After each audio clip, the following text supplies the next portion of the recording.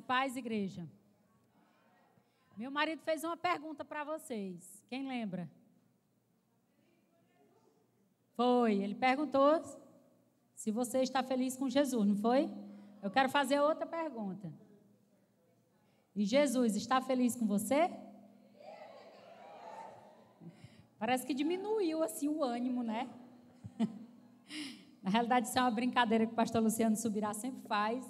E eu acho interessante, porque vale uma reflexão. Às vezes, a gente sim está feliz com Jesus, mas nem sempre Jesus vai estar feliz conosco. E essa é a parte importante, porque essa é a parte que cabe a nós. Essa não é a parte do Espírito Santo e nem de Deus. Essa é a parte que depende de nós, né? Fazer Jesus ficar feliz conosco depende das atitudes que nós tomamos diariamente em prol de agradar o coração dele. Amém?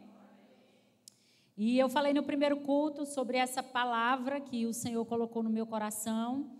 Eu ando tendo assim uns encontros com o Espírito Santo bem interessantes. E nas madrugadas, às vezes, quando eu acordo, entre um intervalinho ali e outro que eu acordo na madrugada, o Espírito Santo está me entregando algumas chaves. E essa foi uma que o Senhor me entregou durante uma madrugada, essa palavra. E eu entendi que era para esse tempo e eu gostaria de compartilhar com a igreja. Amém? E eu dei um título para essa mensagem que é Confiança e Esperança, porque necessariamente uma depende da outra. Para eu ter esperança, eu preciso confiar. Amém? E eu queria que você abrisse a sua Bíblia aí no livro de Abacuque. Acabei sabendo que esse é um texto que o Senhor colocou no coração do pastor Carlos para a conferência, né? Conferência, Fernando? Uma camiseta? Uma camiseta, esse é um texto que Deus colocou no coração dele, eu até já garanti a minha, né? Porque eu já quero.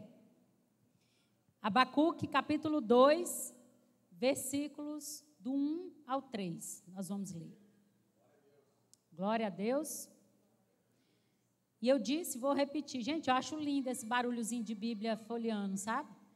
Eu acho que a gente tem se perdido meio no tempo assim com o negócio de smartphone, a tecnologia tem nos feito nem saber para que livro é, a gente nem sabe abrir a Bíblia, porque está tão acostumadinho a pesquisar, né, aqui, que é rápido, mas não perca esse hábito não, de abrir sua Bíblia, de saber ali a história dela, amém?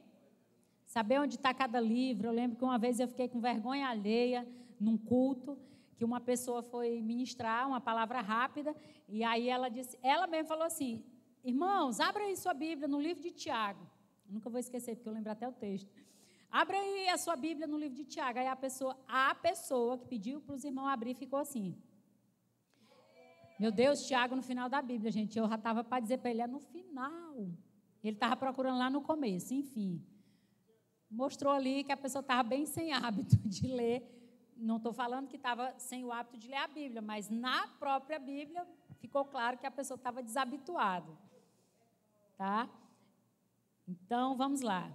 Abacuque, capítulo 2, versículos de 1 a 3. E eu vou ler para vocês. A palavra de Deus diz assim, ficarei no meu posto de sentinela e tomarei posição sobre a muralha. Aguardarei para ver o que ele me dirá e que resposta terei à minha queixa. Então, o Senhor respondeu, escreva claramente a visão em tabuinhas, para que se leia facilmente, pois a visão aguarda um tempo designado, ela fala do fim e não falhará. Ainda que se demore, espera, porque ela certamente virá e não se atrasará. Amém? E eu queria orar mais um pouco, feche seus olhos aí onde você está. Doce Espírito Santo de Deus, nós estamos aqui reunidos como igreja. Senhor, e nós queremos te dizer que nós estamos aqui porque nós escolhemos a melhor parte nesse dia. Doce Espírito Santo de Deus, que toda a expectativa do nosso coração de te ouvir, de receber uma porção do teu Espírito sobre nós seja saciada, que toda fome, toda sede seja satisfeita nessa noite. Fala conosco e nos direciona para um nível maior de intimidade, de conhecimento do Senhor. É o que eu te peço nessa hora, no nome de Jesus. Toda alma inquieta, nós damos uma palavra de ordem agora, que se acalme, se aquiete para ouvir a voz daquele que pode fazer nova todas as coisas.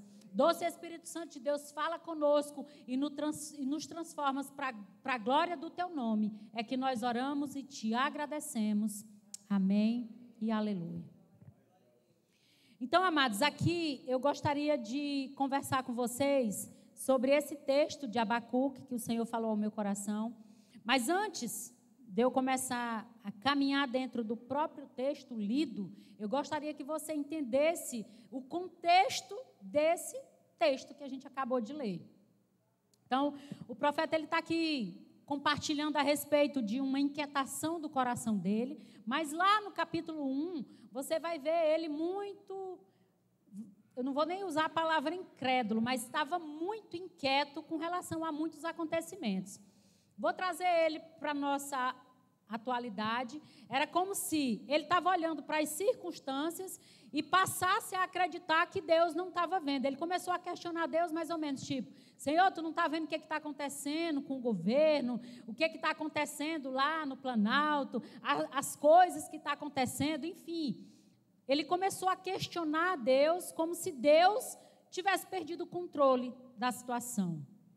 E ele entrou em crise. E no capítulo 1 e no capítulo 2, ele acorda e diz assim, eu vou voltar, vou ficar no meu posto de sentinela. Tá? Então, ele lembra qual era a atividade que ele tinha antes. E aí, ele dá um start e diz, espera aí, deixa eu voltar para o meu lugar. Em outras palavras, o profeta se distraiu um pouquinho, se esqueceu um pouquinho qual era a atividade dele. E aí, nesse capítulo, ele diz, espera aí, eu vou voltar para o meu posto, porque lá Deus vai falar comigo. Eu quero saber qual é eu quero apresentar para Deus a minha queixa e Ele vai me dar umas respostas. E aqui já cabe uma primeira reflexão. Que é fato que todos nós como cristãos, ninguém como cristão está isento de passar por dúvidas, ninguém está isento como cristão de passar por inquietações, por momentos difíceis, isso é fato. Agora, para onde nós estamos indo quando nós nos encontramos nessas circunstâncias? Aonde é que nós temos buscado respostas quando a nossa alma fica impaciente, quando a nossa alma fica inquieta, quando a nossa alma fica sem respostas para algumas perguntas? O que é que nós temos feito quando nós não temos o que responder ou não somos respondidos dentro das nossas queixas? O profeta está dizendo que ele tinha uma queixa, provavelmente uma queixa legítima, né? Então, se a gente trazer, como eu acabei de dizer, trazendo Abacuque para os dias atuais, nós temos queixas legítimas sobre algumas coisas que estão acontecendo no nosso meio, com certeza. Existem coisas que nós não temos respostas, por que está acontecendo, por que o ímpio governa, por que o ímpio se sobressai. Essa era uma das queixas do profeta. Também as queixas e as inquietações nossas nos dias atuais. Agora, a primeira coisa que o profeta me ensina, que Abacuque me ensina, é para onde ir quando isso acontecer. E aqui, para mim, é o primeiro problema da humanidade e dos cristãos. É buscar respostas nos lugares que não têm respostas. É buscar pessoas que não podem responder ou saciar. Nós acabamos de cantar uma música aqui que diz, para onde eu irei? Se só tu tens as palavras de vida eterna. Essa é uma realidade. Não existe lugar para nós irmos. Não tem lugar para nos dar respostas satisfatórias que não seja no lugar de adoração. O profeta sabia disso. Apesar de ser alguém que estava com muitas perguntas sem respostas, ele sabia o lugar que ele teria resposta. E aí a pergunta que você e eu precisamos nos fazer de vez em quando. Por quê? Eu quero tirar desse trecho, ou desse texto que a gente acabou de ler, 3 lições, né? Eu quero aprender e eu quero trazer para a igreja 3 lições que vão nos ajudar a permanecer nos tempos difíceis. E a primeira delas é essa, que todos nós vamos enfrentar momentos de dúvidas. Todos nós vamos enfrentar momentos difíceis. Todos nós vamos enfrentar momentos que não teremos respostas. Todos nós vamos ou estamos enfrentando um momento de crise. Essa é a primeira lição que eu quero aprender com o profeta. Só que também eu aprendo outra coisa com ele. No meio de tantas dúvidas, eu preciso saber o lugar aonde eu vou esclarecer essas dúvidas. Ou, no mínimo, estar em paz quanto à não resposta. Afinal de contas, nem todas as respostas virão para todas as perguntas ou questionamentos que nós fazemos. Sim ou não? A humanidade quer respostas, mas o povo de Deus, aqueles que confiam, que sabem que tem um Deus que domina todas as coisas, precisa aprender a confiar, depender daquele que tem o universo nas mãos. Sim ou não? Então, quando o profeta começa a dizer assim, ficarei no meu posto de sentinela, ele está dizendo assim, eu vou voltar para o meu lugar. Qual que era o papel do sentinela, do vigilante ou do atalaia em outras versões? Era vigiar, era estar alerta. O sentinela, o vigia, ele tinha que estar num lugar de visibilidade. Era um lugar alto, uma torre alta onde ele tinha que ficar. O objetivo era ele estar visível para avisar sobre possíveis perigos para uma cidade, para uma aldeia, um acampamento ou mesmo um povo, família, que ele tinha que estar nesse lugar. Mas a primeira coisa, ele tinha que estar no lugar de visibilidade. Ele tinha que estar como alguém de referência. E olha só, esse aqui é um dos pontos que eu e você precisamos compreender. Quais são os lugares que nós estamos? Quando as pessoas olham para nós, o atalaia, ele tinha que ter duas coisas. Primeiro, ele tinha que estar no lugar visível e ele tinha que ser alguém que tinha credibilidade. Porque imagina só, alguém que é visível, que tem uma responsabilidade tão grande e que não tem credibilidade. E aí eu compartilhei no culto das 5 uma história, um testemunho, não é nem testemunho, tá, gente? É um testemunho de alguém que pediu uma oportunidade na igreja para compartilhar sobre a experiência dele em um determinado lugar. Ele disse que ficou 10 anos, chegou para a igreja. Eu queria saudar a igreja com a paz do Senhor, queria compartilhar uma experiência. E aí ele foi compartilhar a experiência dele. A experiência dele era qual? Ele disse que ele passou 10 anos trabalhando num determinado lugar e que nunca ninguém soube que ele era cristão naquele lugar. E aí eu até falei, né? É triste saber disso, que existem pessoas que estão trabalhando ou que estão em postos de autoridade e que as pessoas não sabem que ela é cristão. E aí eu até brinquei, eu digo, dependendo da postura do cristão, é melhor que nem saibam mesmo que ele é cristão. Porque se é para envergonhar o evangelho, é melhor fingir de doido, que não sabe quem é. Mas, amados, será que nós somos referência para as pessoas?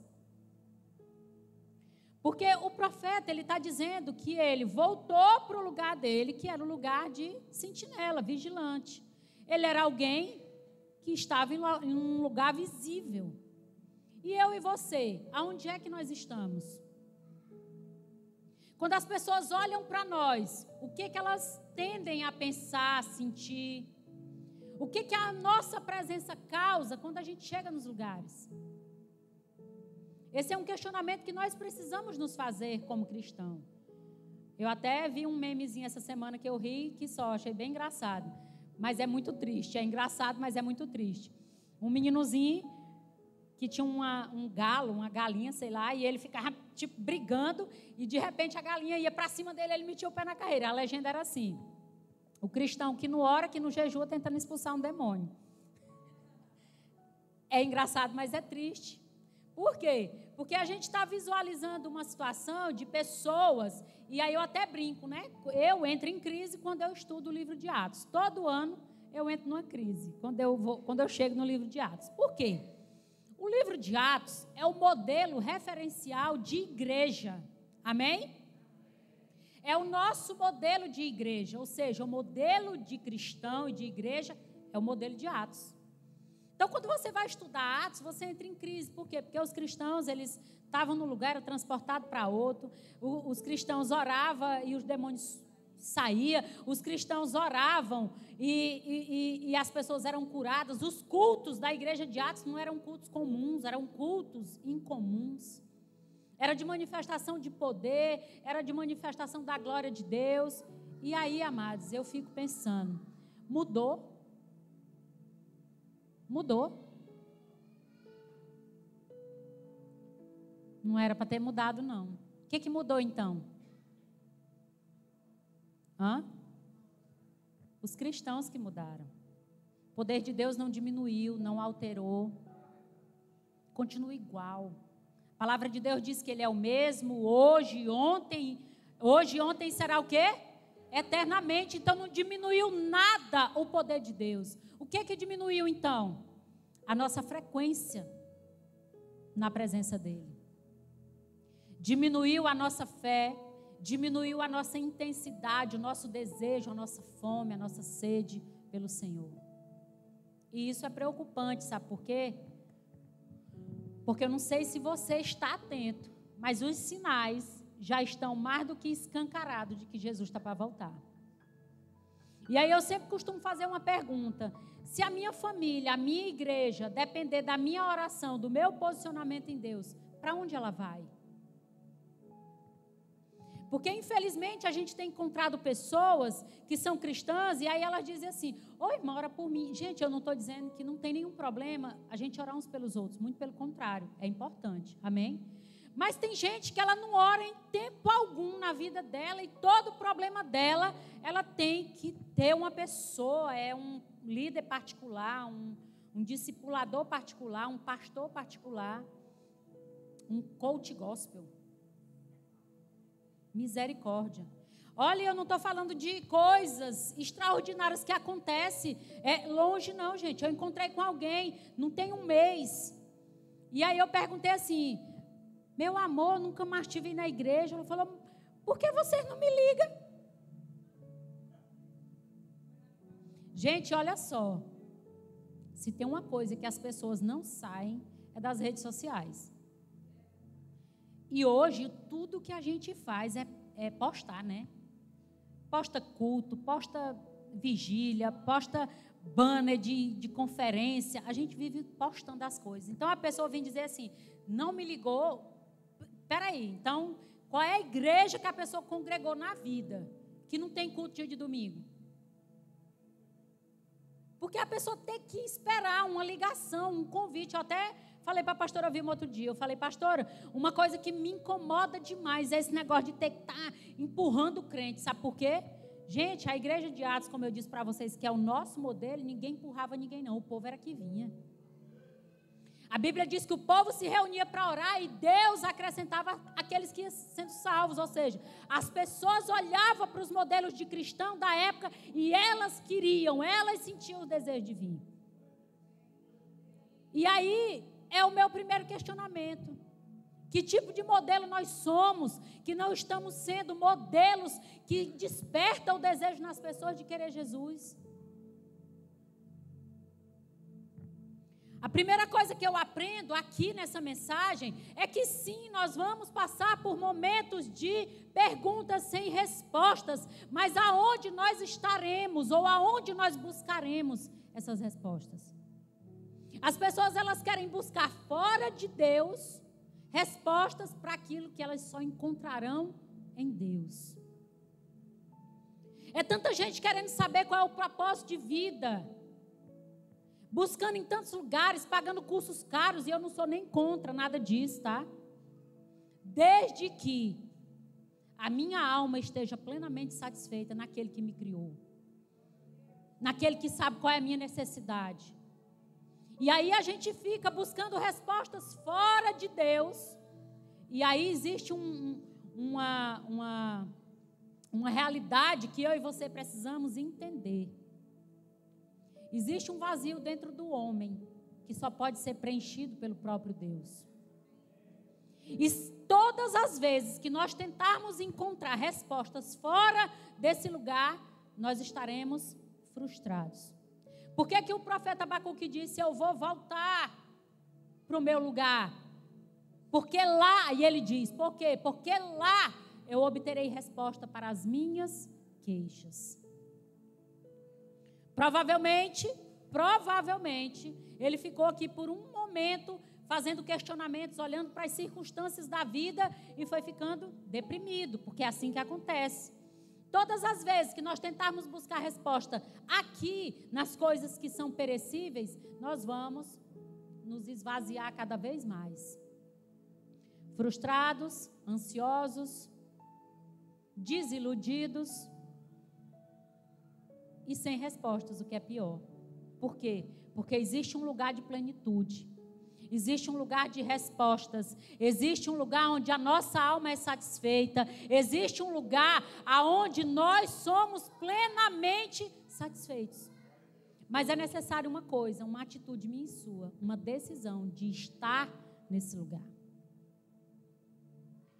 Se a sua família, se os seus amigos dependessem, eu lembro de um dia que o pastor Raimundo Nonato disse uma coisa para mim que nunca mais eu vou esquecer. Eu encontrei com ele no aeroporto, vindo da casa do meu pai. E eu tinha ido fazer um concerto com ele de anos, né, que eu tinha de vida, que eu vivia sem perdoar o meu pai. Eu tinha tido um encontro real e verdadeiro com Jesus e eu tinha ido até lá, porque ele mora em outra cidade, para fazer esse concerto. Na volta, encontrei com o pastor Raimundo Nonato no aeroporto, compartilhei a história e ele ficou muito feliz, orou comigo e ele disse uma coisa. Ele perguntou assim, minha filha, seu pai é crente, é cristão? Eu falei, não, ainda não. Aí ele disse, disseste bem, ainda não, porque eu não conheço uma pessoa que alguém ore por ele todos os dias, que ele não seja salvo. Naquele dia eu peguei aquela chave e passei a orar. Por quê? Porque a gente precisa entender que há um poder no lugar secreto, há um poder na oração, há um poder no lugar de encontrar respostas. E a gente precisa tomar a decisão de estar lá, porque lembra que eu disse no começo, essa é a decisão que cabe a nós, essa não é a parte que cabe a Deus. E é uma coisa que eu sempre falo, é a parte boa do evangelho, eu só preciso ser referência, eu só preciso viver com Deus, o resto é Deus que faz. Ou seja, tem aquela pessoa que você ora, tem alguém na sua família que ainda não se converteu, um amigo, um parente, que de repente você sonha em ver ele aqui? Pois é, não é sua responsabilidade convencer, essa é a parte boa do evangelho. Não cabe a nós convencer ninguém, mas cabe a nós sermos referência para essa pessoa. Cabe a nós, é a nossa parte, é fazer com que o evangelho seja conhecido a outras pessoas.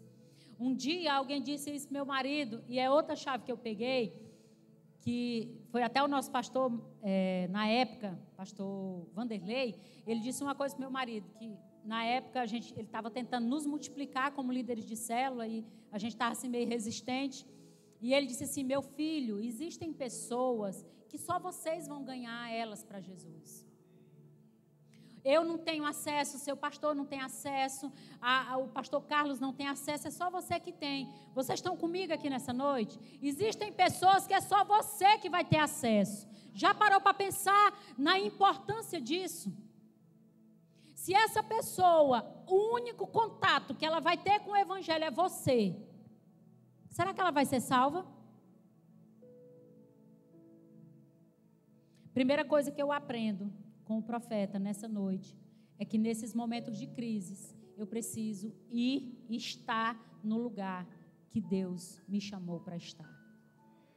Segunda coisa que eu aprendo para não me perder no meio da minha caminhada é que nós precisamos nos preocupar ou estar preocupado com quem vai vir depois de nós. Nós precisamos nos preocupar com as próximas gerações.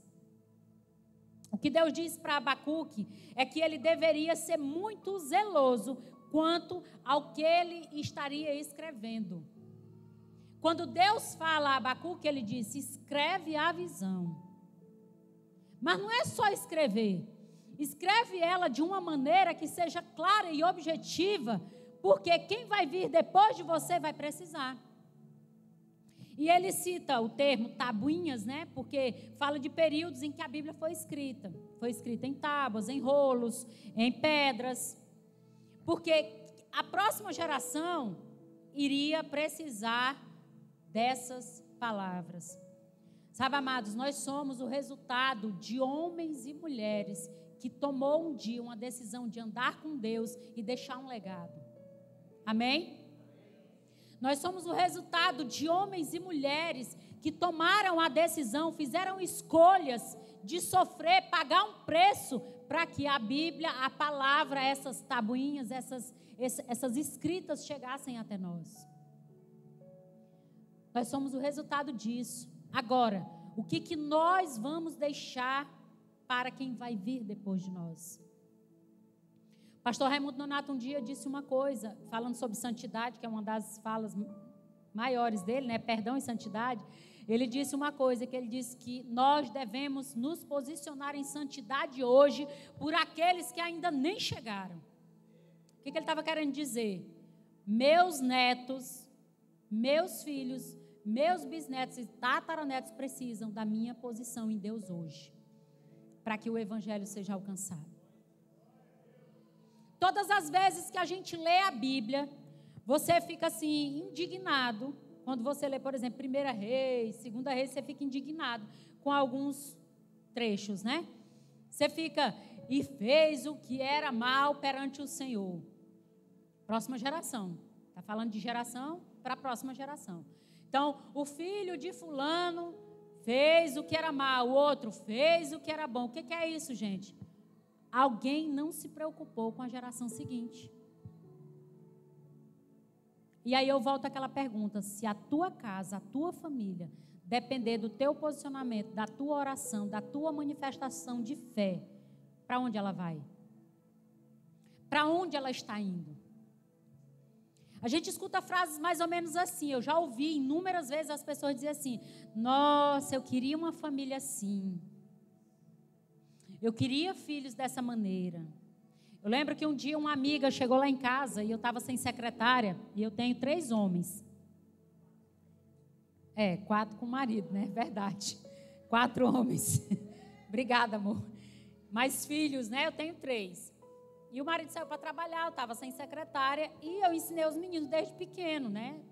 Fazer as coisas, me ajudar em casa.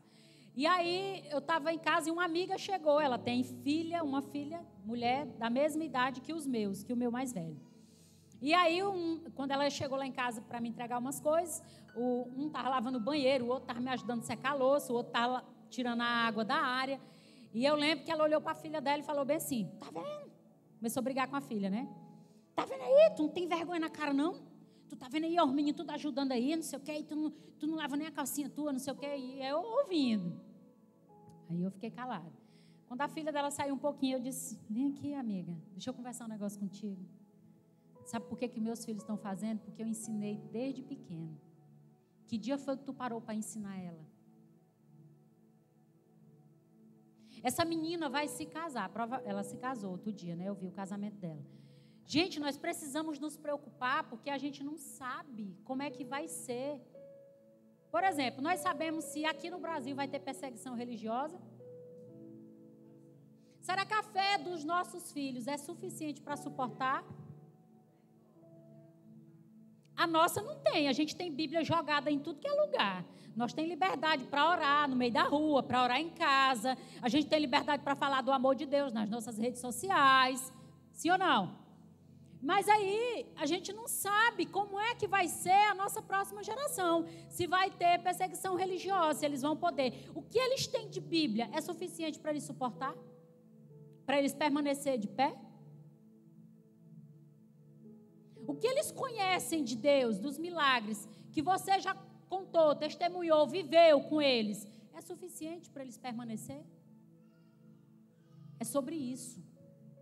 Quando Deus estava falando para Abacuque, ele estava dizendo, olha, cuidado, escreve bem direitinho, porque a próxima geração vai precisar dessa palavra para eles permanecerem firmes. E agora, Essa é uma palavra para Abacuque, agora a palavra é para nós. A palavra da atualidade é para mim e para você. O que nós estamos deixando no coração das pessoas, na vida delas, no dia a dia, como cristã? Será que nós estamos complicando demais o evangelho para as pessoas, dificultando, colocando barreiras para as pessoas? Gente, o evangelho é simples. Nós é que complicamos as coisas. Nós inventamos um monte de regra para as pessoas. Deus não criou regra. É só a palavra. Eu costumo sempre dizer que se não tiver ninguém para pregar aqui, só lê a Bíblia que Deus faz o milagre. A própria palavra em si, ela tem poder para alterar a mim e a você. Se a gente lê só... Alan, eu não sei como é que eu faço um devocional. Minha amada, pegue, leia a Bíblia dentro de casa, em tom, em voz alta, que só isso tem o poder de alterar a tua casa. Deixa os seus filhos ouvir a Bíblia, deixa eles ouvir louvor, deixa eles ouvir você ministrando na vida de pessoas, se preocupando com a obra de Deus. É sobre isso. Se preocupar com a próxima geração. Gente, nós estamos vivendo um período, porque os nossos antigos, eles viveram um período que eles tinham que escrever. Era muito difícil falar de Deus, das palavras. Hoje não, é tudo muito fácil.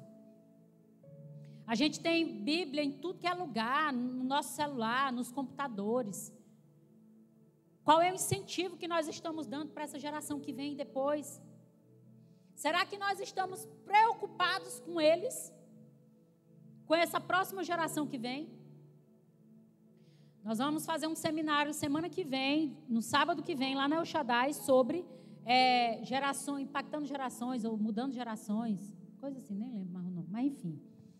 Pastor Alisson, que é o pastor de adolescente da igreja, tem olhado para os adolescentes e para as crianças, porque ele também ajuda no Ministério Infantil, e tem percebido uma debilidade dos pais, uma dificuldade que os pais têm de educar espiritualmente os filhos. Eu estou falando espiritualmente para ser bem bonzinha, bem boazinha, tá?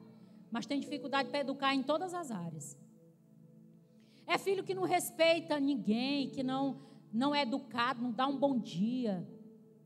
É filhos que os pais trazem para a igreja, colocam o celular na mão da criança. Gente, eu compartilhei no primeiro culto e vou compartilhar isso com vocês no segundo. Quando meu filho, o mais novo, o Tiago, era pequeno, e eu não compartilhei no primeiro, mas vou compartilhar agora no segundo, uma oração que eu sempre fiz pelos meus filhos. Porque uma vez eu ouvi uma frase mais ou menos assim: filho de crente não é crentinho. Vocês estão comigo aqui? Porque às vezes a gente diz assim, os pais, né, principalmente os mais antigos de igreja, diz assim: eu criei meu filho na igreja. Fazendo o quê? O que era que esse menino estava fazendo? Ele estava no celular, porque se ele estava no celular, eu sinto muito, mas ele não estava na igreja. E eu tive uma experiência com Deus muito poderosa quando meu filho era pequeno, e eu louvo a Deus por isso. Que é uma oração que eu sempre fiz, quando eu estudava a história de Jacó. Foi estudando, eu ministro nos encontros muitas vezes. E aí, ouvindo a história de Jacó, um dia eu peguei uma chave do texto, eu falei: pronto, pois a partir de hoje a oração pelos meus filhos vai mudar. E é a que eu faço até hoje. A oração é simples, eu dizia assim: Senhor, que os meus filhos tenham experiências contigo. Sabe por quê, amados? Uma experiência com Deus é que altera a nossa vida. Não é o fato de eu vir para a igreja todos os domingos que altera. A vida de Jacó só foi alterada quando ele teve uma experiência com Deus. E é isso que altera a nossa vida. E quando o Tiago, o meu filho mais novo, era pequeno, uma vez, para falar para vocês sobre trazer filhos para a igreja, uma coisa que sempre foi prioridade, tanto para mim quanto para o meu esposo, foi levar os nossos filhos para tudo que era da igreja. Tudo. Célula, retiro, encontro de criança, tudo que tinha para eles na igreja. E aí, uma vez o pastor Raimundo Donato foi consagrar no final de um culto poderoso, foi consagrar uma criança que chegou no final do culto, entre um intervalo de um culto a outro, Quando ele pegou essa criança que colocou o Tiago, o meu menor, estava aqui do meu lado, os outros já tinham saído. E aí ele levantou a criança. Quando ele levantou a criança, gente, foi uma glória de Deus tão profunda que veio sobre aquele lugar que ninguém que estava lá conseguiu ficar da mesma maneira. Muita gente começou a orar em línguas, outras caíram. Foi muito poderoso. Nunca vou esquecer dessa consagração. E aí, o meu filho, que era pequenininho, que não entendia o mover do Espírito, estava ali se tremendo, ele ficou assim meio assustado e correu. No final do culto, aí eu fui até ele, perguntei para ele, filho, o que aconteceu? Que você ficou assim meio com medo. Ele, mãe, eu sentia assim um negócio. Ele não entendeu o que ele estava sentindo. Mas naquela hora o Espírito Santo me disse algo que eu quero compartilhar com vocês. Não deixe de levar seu filho para o lugar de movimento em Deus, porque ele tem um espírito. A gente acha que a criança está aqui sentada na igreja, pintando, fazendo alguma coisa, e ela não está sendo ministrada. Amados, não entregue um celular que rouba a mente do seu filho. Não entregue na mão dele. Principalmente quando você trouxer ele para a igreja. Sabe? Essa criança, ela precisa ser ministrada. O espírito dela vai sendo ministrado pela palavra de Deus. E aí, se a gente distrai ela com outra coisa, nós roubamos ela de receber do Espírito Santo. Está claro isso para você? Nós somos responsáveis por essa geração que está chegando. Se a gente não se preocupar com ela, e olha só, existe uma desordem muito grande que está acontecendo entre a geração passada e a geração atual. A geração passada, a regra era limites, agressividade. A de hoje é permissividade. Sabe, a gente não encontrou um equilíbrio. E é esse equilíbrio que tem que ser encontrado. Nós não podemos ser agressivos, duros, mas também não podemos ser permissivos. Nós temos que encontrar um equilíbrio para educar essa próxima geração. Essa geração, elas têm que saber que existe autoridade, que quebra de princípio traz morte cedo. Um dos países que mais morre jovens no mundo chama-se Brasil. Espiritualmente existe uma explicação: desonra. Porque existe um princípio que é honrado, a palavra ela é honrada em qualquer lugar, você crendo ou não. Eu lembro que um dia uma pessoa estava próximo de mim, eu falando sobre julgo desigual, e uma pessoa que não era cristã chegou perto de mim e falou assim, eu discordo completamente. Eu falei, eu não estou falando para você concordar. Aliás, a palavra de Deus não precisa da sua concordância, ela só precisa da sua obediência. Então, o fato de você crer ou não crer, discordar, não vai alterar o poder que a palavra de Deus tem. Então, quando a gente ensina sobre honra para os nossos filhos, existe um princípio bíblico que está lá em Êxodo, que a Bíblia diz, honra teu pai e tua mãe, para que tudo te vá bem e tenha longos dias sobre a terra. O que a gente vê da geração de hoje? Gente vivendo mal e vivendo pouco, morrendo jovem. Sabe o que é isso? Desonra. E sabe de quem é a culpa da desonra? Dos pais. Sabe aquele meninozinho, quando ele é bebezinho, bem bonitinho, que ele taca a mão na tua cara e tu acha lindo? Ali tu está dizendo para ele que ele pode te desonrar. Mas também tu está dizendo para ele que tu vai viver pouco, meu filho. Teu tempo nessa terra é curto. Está claro isso para você, gente?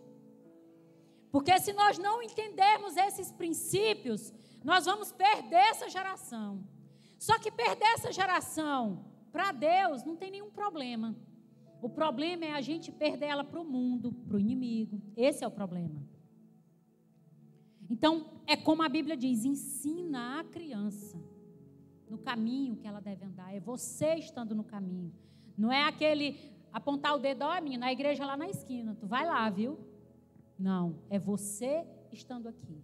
É você sendo igreja que seus filhos vão querer ser igreja. Amém? Lá no livro de Josué, falando sobre gerações, ele diz assim, Josué capítulo 4, do 5 ao 7, diz assim, passem adiante a arca do Senhor, o seu Deus, até o meio do Jordão. Ponha cada um de vocês uma pedra nos ombros, conforme o número das tribos dos israelitas. Elas servirão de sinal para vocês no futuro, quando seus filhos lhe perguntarem, o que significam essas pedras? Respondam que as águas do Jordão foram interrompidas diante da arca da aliança do Senhor. Quando a arca atravessou o Jordão, as águas foram interrompidas. Essas pedras serão um memorial perpétuo para o povo de Israel. Sabe o que esse texto está dizendo? Construa memoriais para as próximas gerações, não é para vocês. Deus estava dizendo assim: hoje vocês viveram o milagre, vocês viram o mar, eu passei, vocês passaram e eu abri, vocês testemunharam do milagre. Só que a próxima geração precisa se lembrar, porque elas não viveram.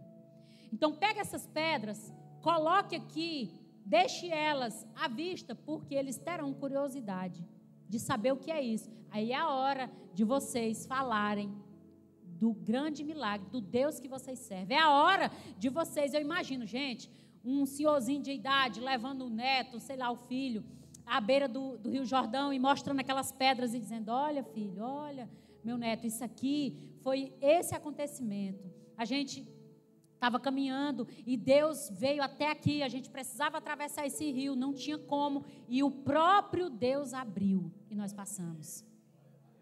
Olha só, quais são os memoriais que nós temos construído dentro das nossas casas e nos lugares que nós estamos? Memoriais fala de nós sermos igreja, é de nós manifestarmos a glória de Deus, é de você estar no seu trabalho, alguém precisar de ajuda, você ajudar, é de alguém precisar de uma oração no meio da rua e você orar. Memoriais fala de seus filhos verem você em casa orando, fala de você testemunhar dos milagres e das experiências que você tem tido com Deus. Fala de você dizer para eles: nós estamos aqui porque o Senhor nos trouxe até aqui. Quais são as pedras que você tem levantado? O terceiro aprendizado que eu tiro desse texto é que eu preciso olhar para o futuro com esperança. Sabe quando o profeta disse assim, vou ler o versículo 3 para você. Quando Deus respondeu à queixa de Abacuque, que ele disse: escreve, e ele diz assim: pois é a visão, aguarda um tempo designado. Ela fala do fim, não falhará. Ainda que esse demore, espera, porque ela certamente virá e não se atrasará. A visão não era para aquele tempo, a visão era para nós. A visão que Abacuque estava escrevendo era para nós, era para esse tempo.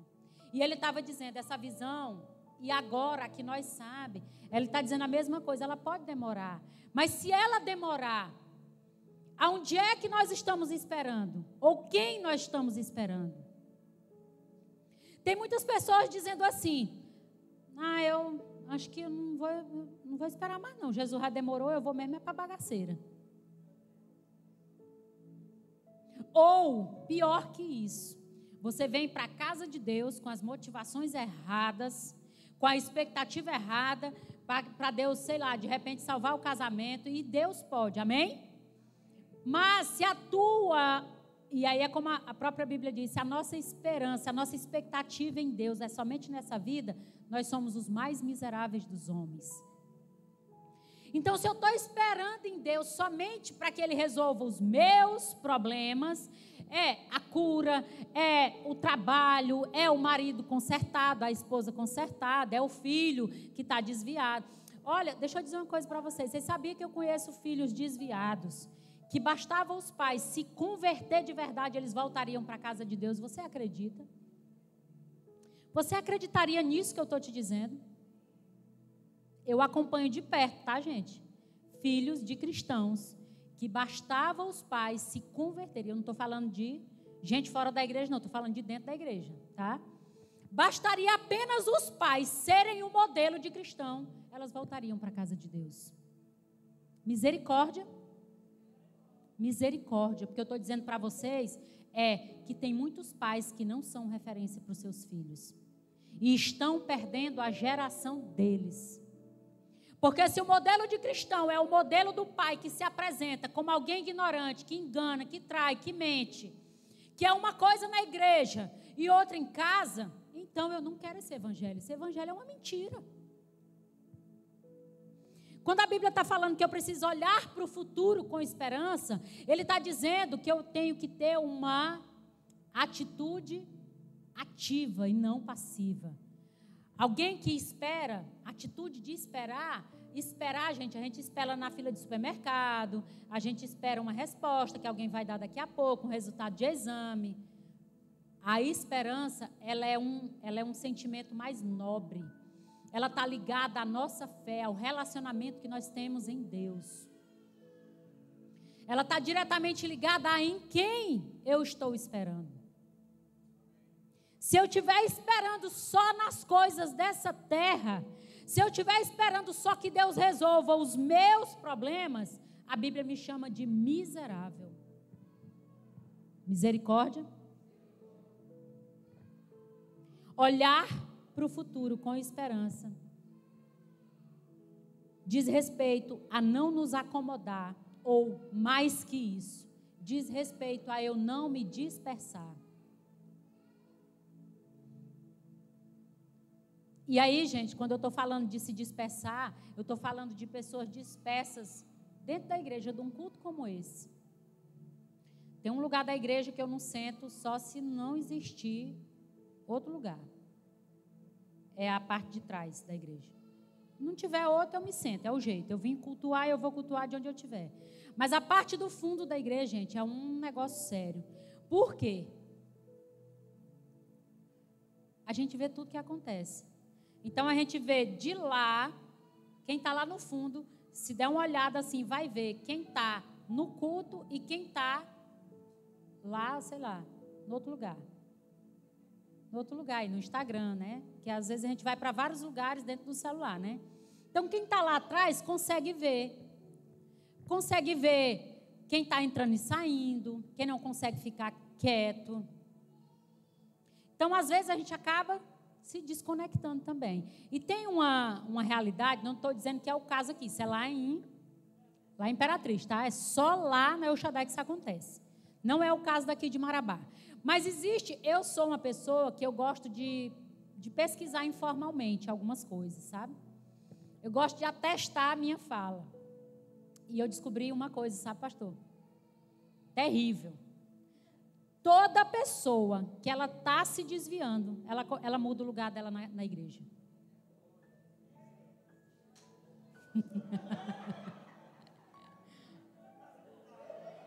Toda pessoa que ela começa a se desviar, existem duas características próprias de quem está se desviando. Cada um examine-se a si mesmo, amém? Ninguém vai olhar para trás. Não é o caso daqui, porque quem chegou por último tem N motivos para estar lá atrás. Não é regra, tá? Mas a característica, existe duas características principais de pessoas que vai cair. É a que sentava na frente, só senta no fundo, e a que começa a achar defeito na igreja. Não tem jeito, gente. Isso é regra.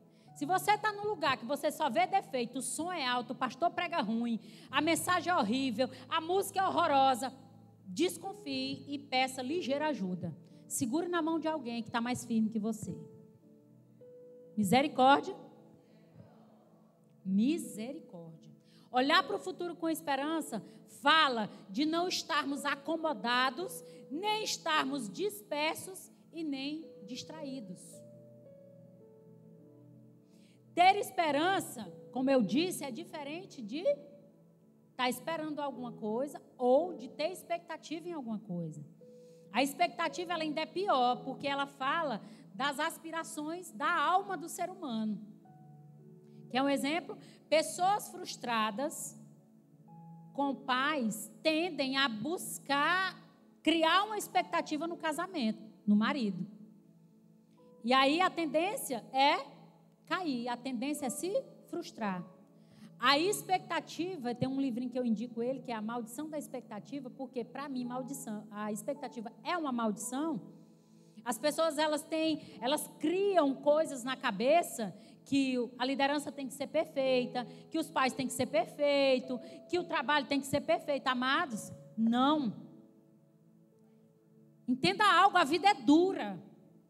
Vocês estão comigo? A vida é difícil. Eu costumo sempre dizer, escolha o seu difícil.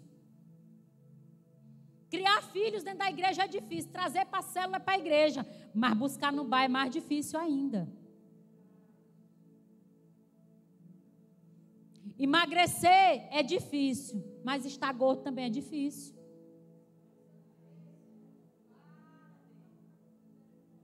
Escolha o seu difícil.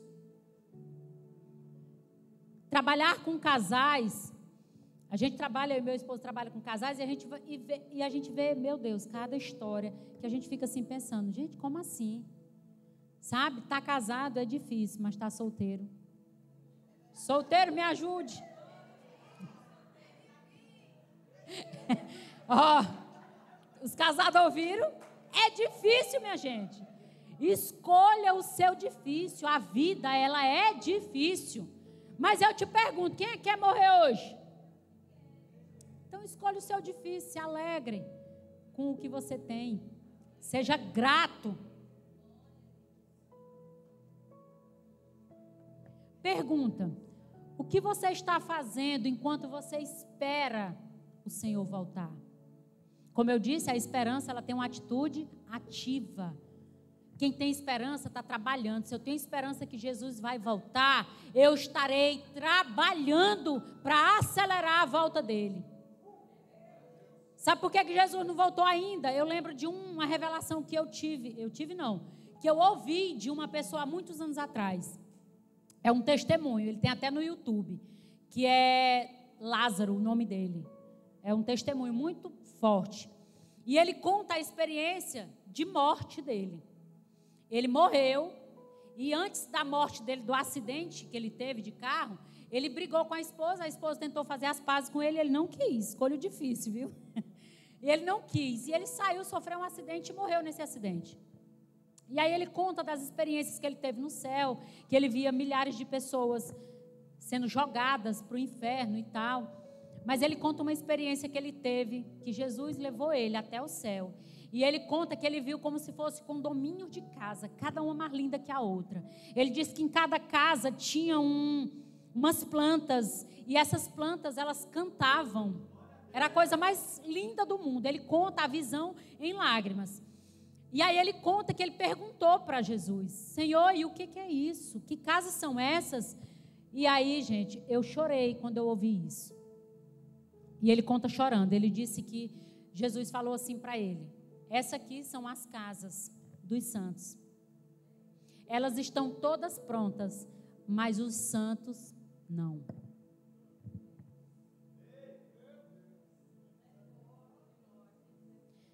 Alguém disse assim para mim: minha irmã, tu acredita nessas coisas? Eu acredito, gente. Se ele teve uma visagem, uma visão, um susto, seja lá o que for, eu acredito. Quando o Senhor diz para ele que a casa está pronta, mas os santos não estão, isso tem que trazer em nós um senso de urgência. Sabe, buscar a face de Jesus tem que ser algo urgente.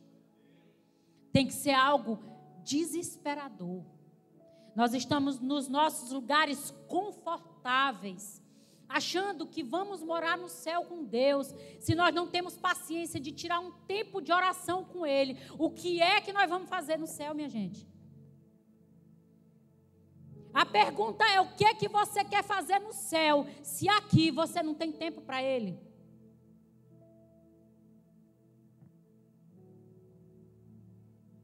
E aí eu pergunto para você: o que é que a gente pode fazer então? E de vários conselhos que a Bíblia me dá, existe um que eu quero compartilhar com você, que é o mal. Lembra que eu disse para vocês que eu gosto de fazer uma pesquisa? Pois é. É um mal que tem aprisionado, assolado a igreja.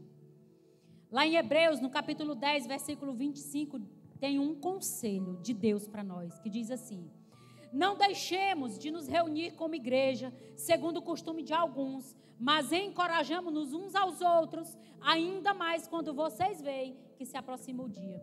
Alguém está ciente de que o grande dia está chegando? Pois aqui está o conselho de Deus: quanto mais perto a volta de Jesus, mais junto nós deveríamos estar.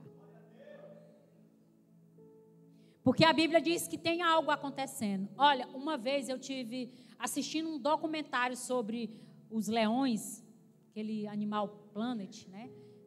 Ainda tem, né? Tem, é porque eu sou jovem. Tem. E aí eu assisti um documentário sobre a vida dos animais na selva, e nesse dia era sobre o leão. E a gente sabe, né, que o leão é tido como o rei da selva. Então, ele não é o maior, ele não é o mais potente, ele não é o mais, eu digo, de tamanho, mas ele é o rei.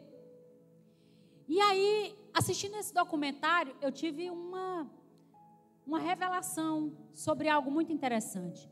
E lá no documentário dizia assim, que o leão, ele consegue abater uma presa, acho que 4, 5 vezes maior que ele.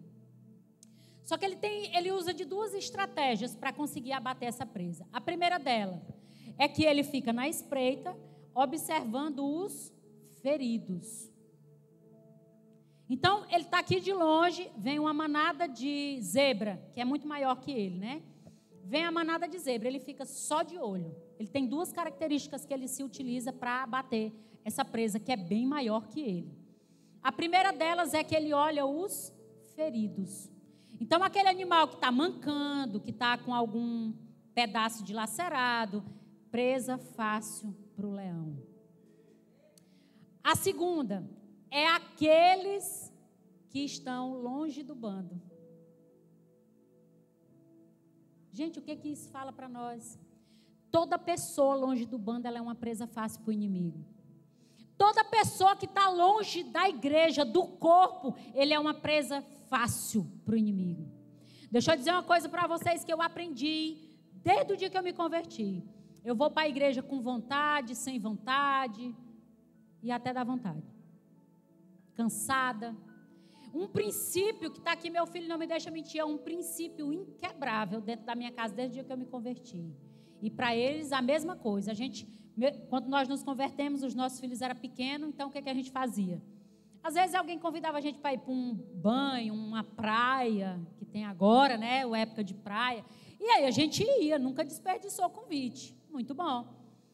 Aí o meninozinho chegava com a pelezinha toda vermelha, morto de cansado, com sono. Eu dava um banho, levava para a igreja e botava na cadeira. Nem que dormisse na cadeira da igreja, mas estava dentro da igreja. Aí eu fiz uma pergunta de tarde, vou perguntar aqui agora. Você leva seu filho para a escola só no dia que ele quer? E por que então que a gente quer levar o menino para a igreja no dia que ele quer?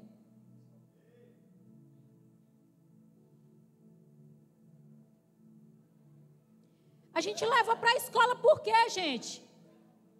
Alguém vai me dizer assim, não, porque eu quero que meu filho tenha um futuro, né? E o futuro dele em Deus? Não depende do seu posicionamento hoje, não? Depende. Você precisa fazer as suas escolhas. Eu já fui para a igreja decepcionada.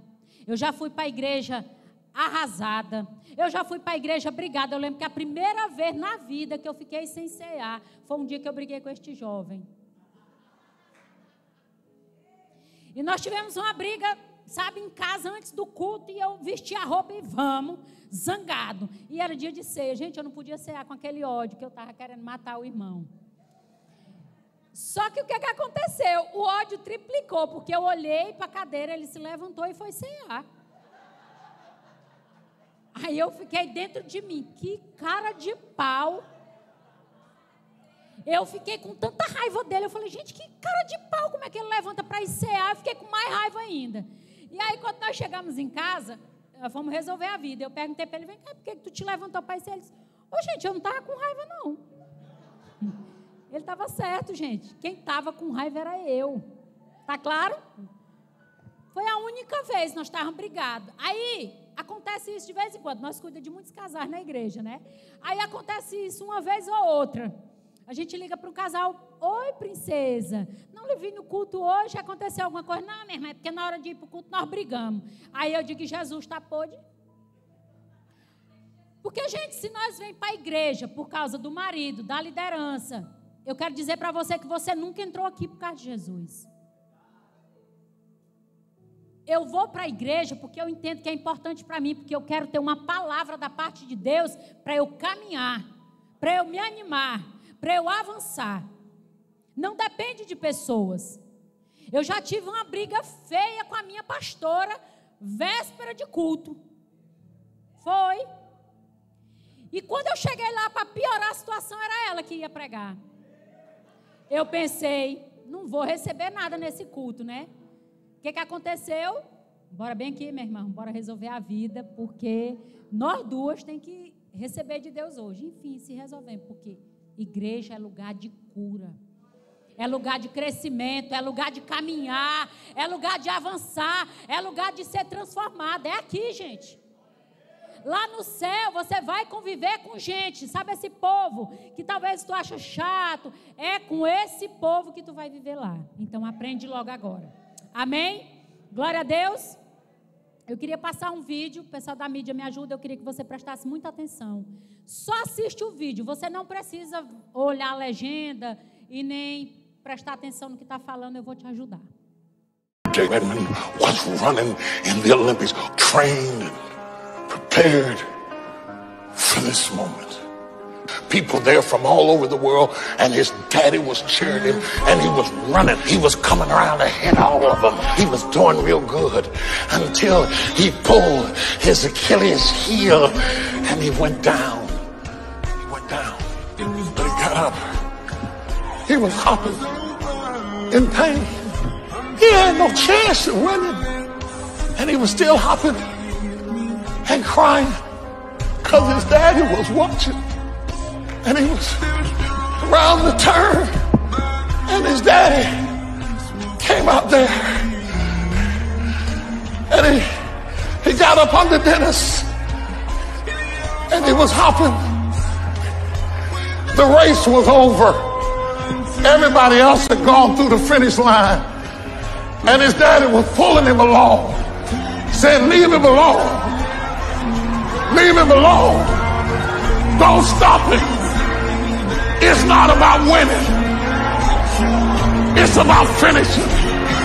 I taught my boy to finish. And I don't care if it takes all night.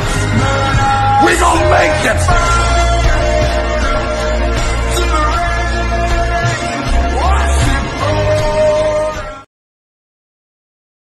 Nós estamos numa carreira, amém? Carreira essa rumo ao céu. Nosso Pai está nos assistindo. A pergunta é, no meio das dúvidas, das crises, será que nós estamos crendo que Ele está nos segurando? Porque uma coisa, Ele diz no vídeo, uma coisa é certa. O nosso Pai não nos ensinou a desistir. O nosso Pai não disse que nós chegaríamos em primeiro lugar. Mas uma coisa é certa, nós precisamos concluir essa carreira. Nós precisamos encerrar nossa carreira em Deus de maneira gloriosa, chegando até a linha de chegada.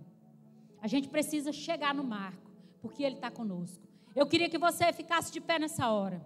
O Ministério de Louvor pode subir aqui. Eu queria que você começasse a pensar na sua vida nessa hora, como esse corredor. De que maneira você está trilhando? Será que você está se preparando para o pódio? Será que você está se preparando para chegar no lugar que Deus tem para você? Ou será que você está só caminhando de qualquer jeito? Será que a sua caminhada rumo ao céu tem sido uma caminhada de qualquer jeito? Você está indo. O profeta nos ensinou que sim, nós teremos momentos de dúvida. Mas para onde nós iremos? Quem nós vamos buscar?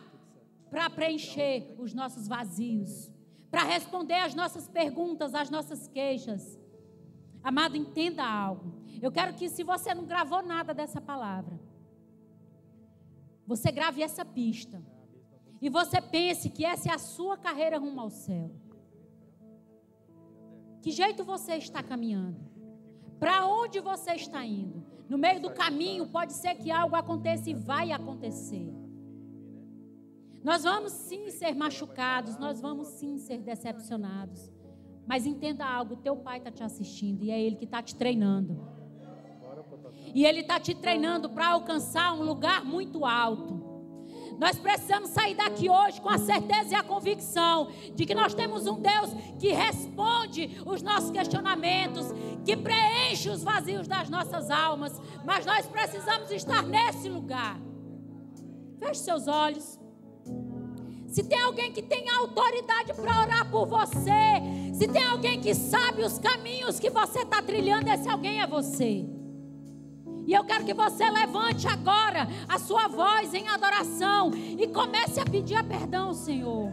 Senhor, me perdoa por ser negligente com a tua obra. Me perdoa por ser negligente na oração. Me perdoa por ser negligente com os perdidos. Me perdoa por ser negligente, Senhor, com a minha própria alma. Comece a orar. O Espírito Santo de Deus chegou aqui hoje, primeiro que você. E Ele quer fazer algo dentro de você. Ele quer alinhar os teus passos. Ele quer corrigir e sarar as tuas feridas. Ele quer corrigir cada passo que tu tem dado rumo ao céu. Nós precisamos nos preocupar com quem ainda nem chegou, ou com quem já chegou e está seguindo os nossos passos. Tem alguém que está olhando para você. Tem alguém que você é referência. Como é que você está caminhando? Que modelo é a tua caminhada? Espírito Santo de Deus, nós estamos aqui, Senhor. Nós estamos aqui, Senhor, e nós queremos te pedir perdão, Senhor, por toda negligência espiritual. Senhor, tem misericórdia de nós por todas as vezes que nós escolhemos, Senhor, estar em outros lugares que não na tua casa. Nos perdoa por todas as vezes, Senhor, que nós temos questionamentos que só o Senhor pode responder e nós estaremos buscando em outro lugar. Espírito Santo de Deus, tem misericórdia da tua igreja. Nós iremos sim caminhar em poder, nós iremos sim caminhar em glória, nós iremos sim terminar a carreira que o Senhor nos propôs. Existe uma linha de chegada para cada um de nós. E no dia que nós chegarmos, nós vamos declarar aquilo que Paulo disse, que completou a carreira e que guardou a fé. Senhor, nos ensina a guardar a nossa fé nessa noite. Oh Espírito Santo de Deus, tem misericórdia de nós. Tem misericórdia de nós.